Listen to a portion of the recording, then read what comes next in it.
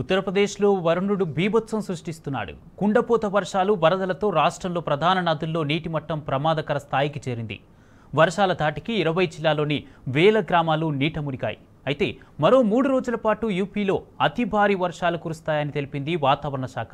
భారీ వర్షాల దృష్ట్యా ముజఫర్నగర్, మీరట్, ఎటాపూర్, తుండ్లా, ఆగ్రా, నగీనా, లలిత్పూర్, బిజ్నోర్, ఫతేహాబాద్, బులాంద్ షాహర్, బందా, ఫరూఖాబాద్లకు ఎల్లో అలర్ట్ ప్రకటించింది. ఇటు వర్ష బీభత్సంపై ఎప్పటికప్పుడు సమీక్ష నిర్వహిస్తున్నారు యూపీ సీఎం యోగి.